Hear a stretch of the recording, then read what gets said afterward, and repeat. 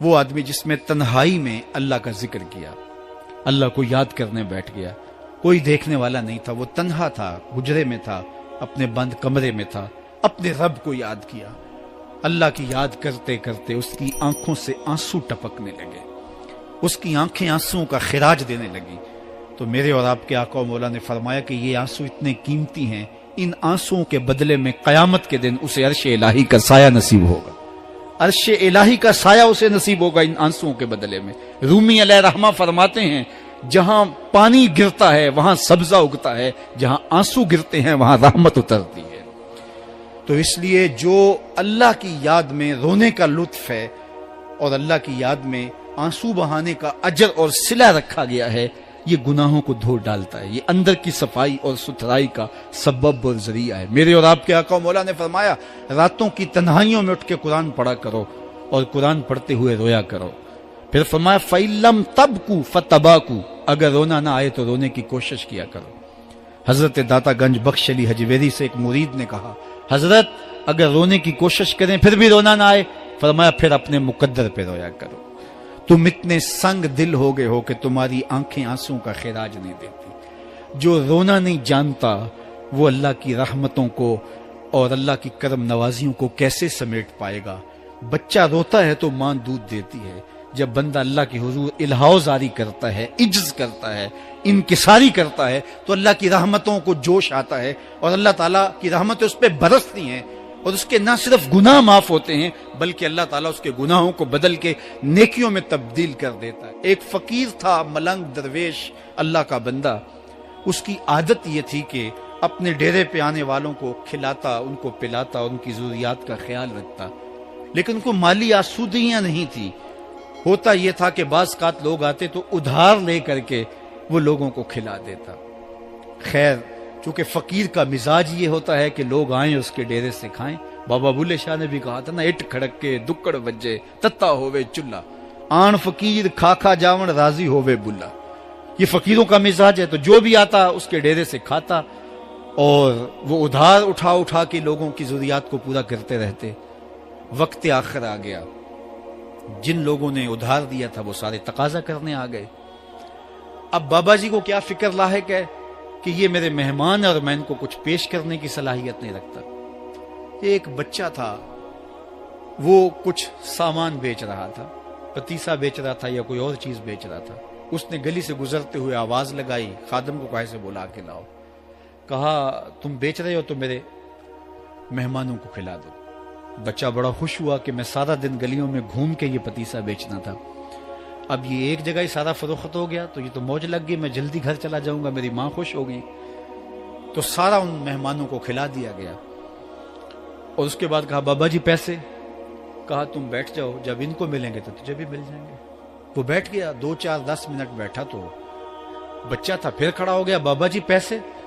کہا جب ان کو ملیں گے تو تجھے بھی مل جائیں گے۔ پھر آدھا گھنٹہ گزرا تو پھر اس نے کہا بابا جی پیسے؟ میری ماں میرا انتظار کر رہی ہے، ہمارے گھر کا چولہا اسی سے جلتا ہے، میں یہ پیسے لے کر جاؤں گا اور میری ماں کوئی ہنڈیا خریدے گی اور ہم شام کا گھر کا کوئی سلسلہ کریں گے۔ کہا بیٹا جب ان کو ملے گا تو تجھے بھی مل جائے گا۔ بچے نے رونا شروع کر دیا، یتیم بچہ تھا، اس کا سارا آسرا یہی تھا، اس نے رونا شروع کر دیا۔ جب بچہ رویا اللہ کی رحمت کو جوش آیا۔ کوئی مرید نذرانہ لے کے ان بزرگوں کے پاس آ گیا اور اشرفیوں کی بھری ہوئی تھیلی پیش کی۔ وہ اتنے پیسے تھے کہ اس بچے کو بھی دیے، جتنے لوگ آئے تھے سب کا قرض چکایا، کہا جاؤ گھروں کو۔ تو سب نے کہا بابا جی ہم صبح سے بیٹھے ہوئے تھے تو یہ نذرانہ دینے والا صبح سے نہیں آیا تو اب کیسے آ گیا؟ کہا صبح سے تمہارے اندر کوئی رونے والا نہیں تھا، ایک رونے والا آیا تو باقیوں کا بھی کام بن گیا۔ بعض اوقات کسی ایک شخص کی وجہ سے باقیوں کی خطائیں بھی معاف ہوتی ہیں۔ آج ہم اجتماعی طور پہ تا حد نظر اندر باہر اوپر نیچے اتنے لوگوں کے ہجوم میں اللہ کی بارگاہ سے یہ توقع رکھتے ہیں کہ مالک کتنے ہجوم میں کوئی ایک تو ہوگا جو تیرا لاڈلا ہوگا، کوئی ایک تو ہوگا جو تیرا بہت قریبی ہوگا، کوئی ایک تو ہوگا جس پہ تیری رحمتیں برسیں گی۔ تو مالک اس کے صدقے سے ہماری خطائیں بھی معاف کر دے، ہمارے گناہ بھی معاف کر دے۔ کوئی ایک رونے والی آنکھ مل گئی تو باقیوں کا بھی کام بن جائے گا۔ اٹھ فریدا ستیا تے میلہ ویکھن جا، وت کوئی بخشیا مل جاوے تے توں ہی بخشیا جا۔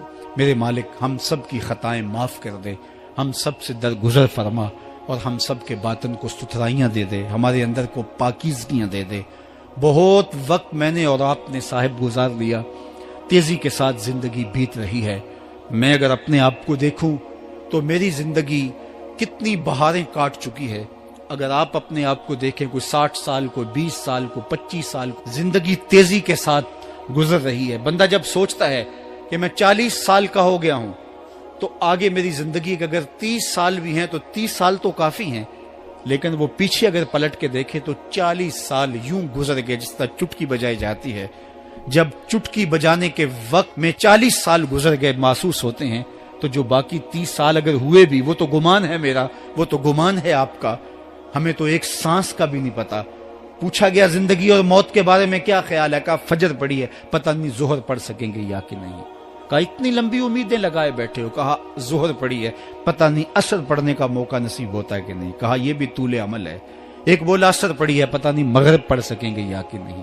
کسی نے کہا ایک رکعت پڑی ہے، پتہ نہیں دوسری رکعت بھی پڑھنا نصیب ہوتی ہے یا نہیں۔ کہا یہ سب تمہارے منہوں کی باتیں ہیں، میں تو کہتا ہوں ایک طرف سلام پھیرا ہے، پتہ نہیں دوسری طرف سلام بھی پھیر سکیں گے یا کہ نہیں۔ کیا موت اتنی قریب نہیں ہے؟ ہم نے اپنی آنکھوں کے سامنے لوگوں کو جدا ہوتے یوں نہیں دیکھا ہے؟